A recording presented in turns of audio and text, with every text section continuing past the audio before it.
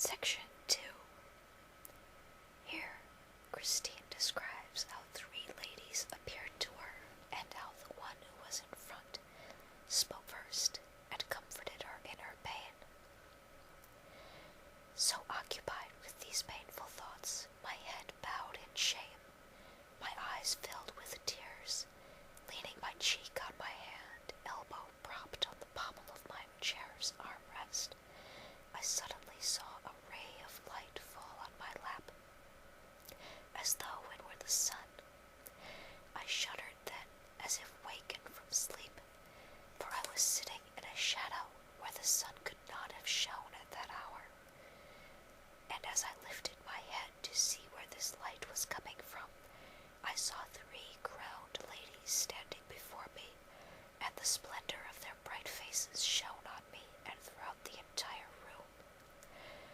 Now no one would ask whether I was surprised, for my doors were shut, and they still had entered. Fearing that some phantom had come to tempt me, and filled with great fright, I made the sign of the cross on my forehead. Then she who was the first of the 3 smiled and began to speak. "Dear daughter, do not be afraid, for we have not come here to harm or trouble you, but to console you. For we have taken pity on your distress, and we have come to bring you out of the ignorance which so blinds your own intellect that you shun what you know for a certainty,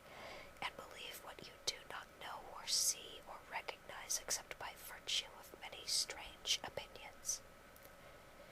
You resemble the fool in the prank who was dressed in women's clothes while he slept,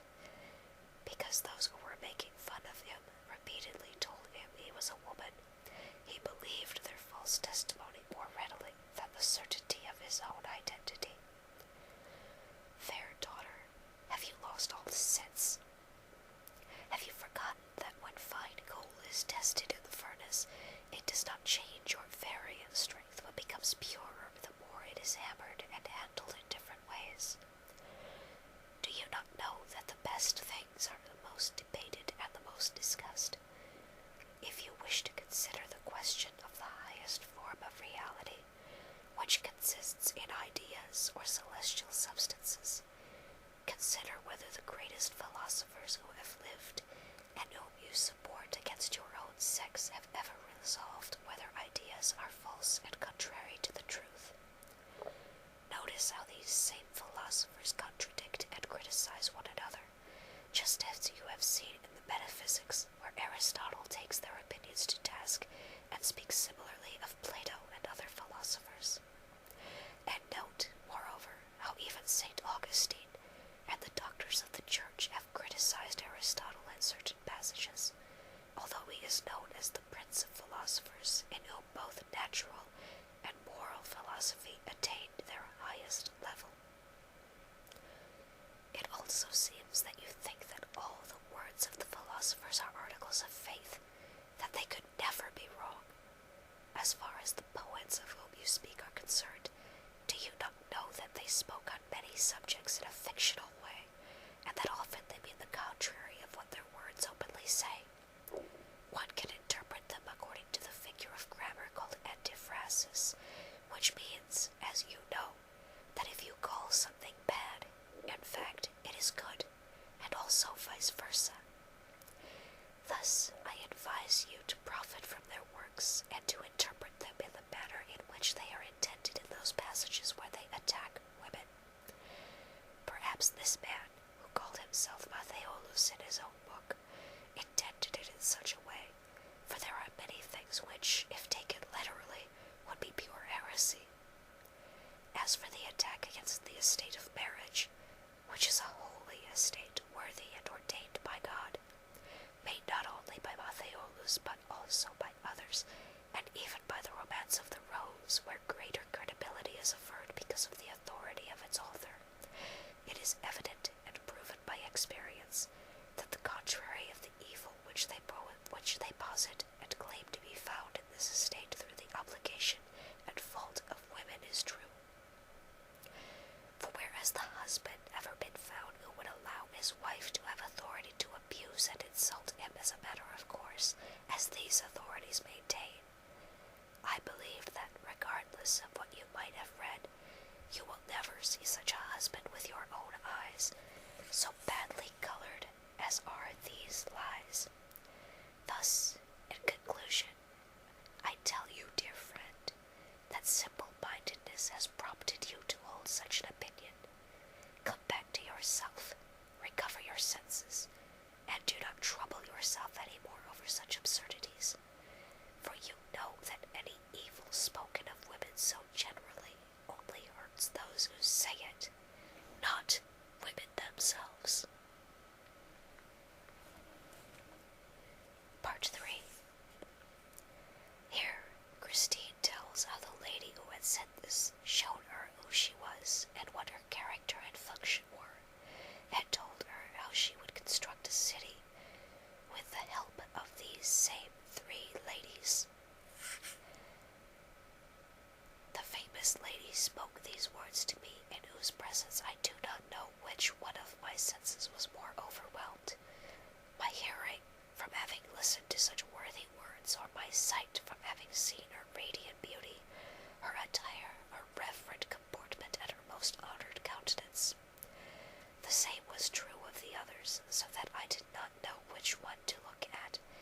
for the 3 ladies resembled each other so much that they could be told apart only with difficulty, except for the last one, for although she was of no less authority than the others, she had so fierce a visage that whoever, no matter how daring, looked in her eyes would be afraid to commit a crime, for it seemed that she threatened criminals unceasingly. Having stood up out of respect, I looked at them without saying a word, like someone too overwhelmed to utter a syllable. Reflecting on who these beings could be, I felt much admiration in my heart, and, if I could have dared, I would have immediately asked their names and identities, and what was the meaning of the different scepters which each one carried in her right hand, which were of fabulous richness, and why they had come here. But since I considered myself unworthy to address these questions to such high ladies as they appeared to be, I did not dare to, but continued to keep my gaze fixed on them, half afraid and half reassured by the words which I had heard, which had made me reject my first impression. But the most wise lady who had spoken to me, and who knew in her mind what I was thinking, as one who has insight into everything, addressed my reflections, saying, "Dear daughter, know that God's providence, which leaves nothing void or empty, has ordained that we, those celestial beings, remain and circulate among the people of the world here below, in order to bring order and maintain in balance those institutions we created according to the will of God and the fulfillment of various offices. That God whose daughters we 3 all are, and from whom we were born. Thus it is my duty to straighten out men and women when they go astray, and to put them back on the right path. And when they stray, if they have enough understanding to see me, I come to them quietly in spirit and preach to them, showing them their error and how they have failed. I assign them the causes, and then I teach them what to do and what to avoid. Since I serve to demonstrate clearly and to show both in thought and deed to each man and woman his or her own special qualities and faults, you see me holding this shiny mirror which I carry in my right hand in place of a scepter.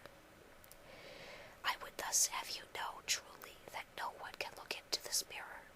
no matter what kind of creature, without achieving clear self-knowledge. My mirror has such great dignity that not without reason is it surrounded by rich and precious gems, so that you see, thanks to this mirror, the essences, qualities, proportions, and measures of